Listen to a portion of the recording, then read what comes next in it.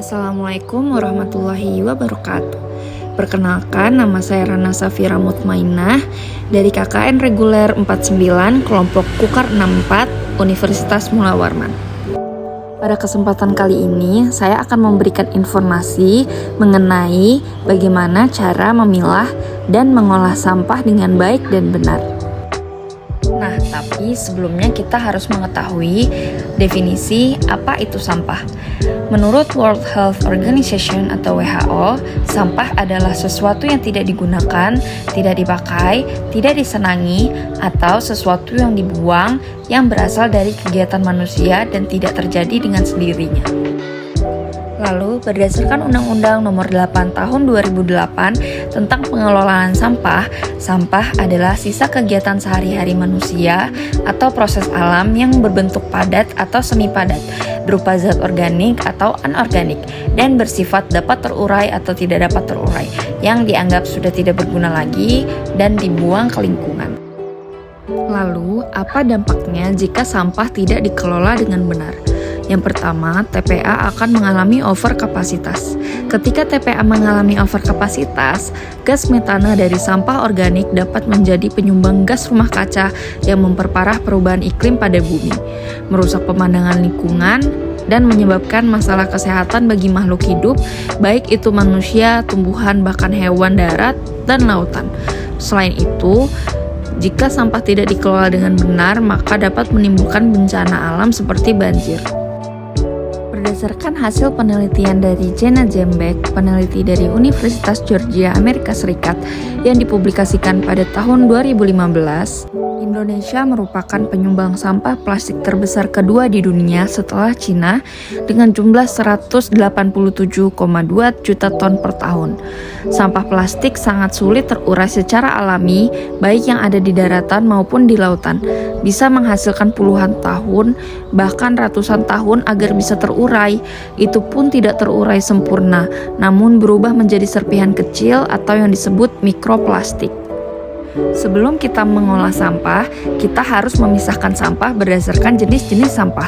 Secara umum, jenis-jenis sampah terbagi menjadi 3, yaitu sampah organik, sampah anorganik, dan sampah B3. Sampah organik adalah sampah yang mudah terurai atau dapat terurai dengan sendirinya oleh alam. Contoh dari sampah organik adalah sisa makanan, sisa dedaunan, atau ranting-ranting pohon. Yang kedua adalah sampah anorganik. Sampah anorganik adalah sampah yang tidak dapat terurai dengan sendirinya, contohnya seperti kaleng, plastik, dan botol minuman. Dan yang ketiga adalah sampah B3, yaitu sampah bahan berbahaya beracun. Sampah ini harus dikelola dengan benar agar tidak membahayakan lingkungan ataupun manusia. Contoh dari sampah B3 adalah batu baterai, lampu bohlam, dan botol oli. Adapun cara yang dapat kita lakukan untuk mengurangi jumlah sampah adalah dengan 3R, yaitu reuse, reduce, dan recycle.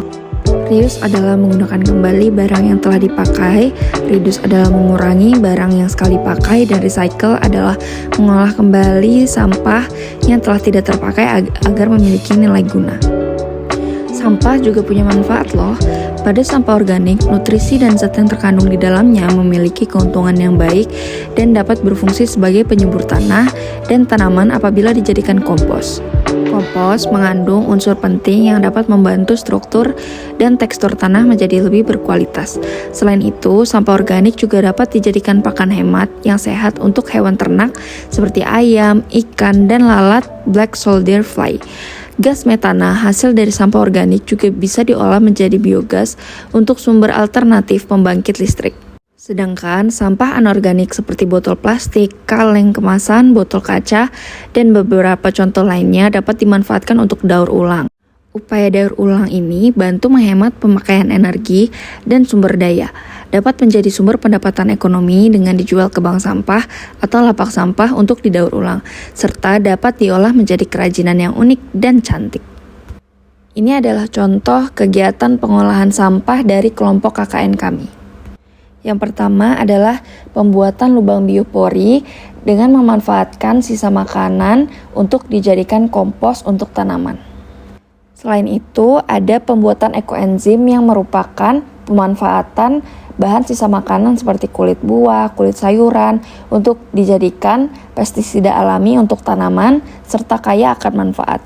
Selain itu, ada juga pemanfaatan sampah anorganik seperti hidroponik dengan menggunakan botol bekas sebagai media tanam. Dengan mengelola sampah secara baik dan benar, kita dapat menjadi pahlawan lingkungan. Jangan lupa olah sampahmu ya.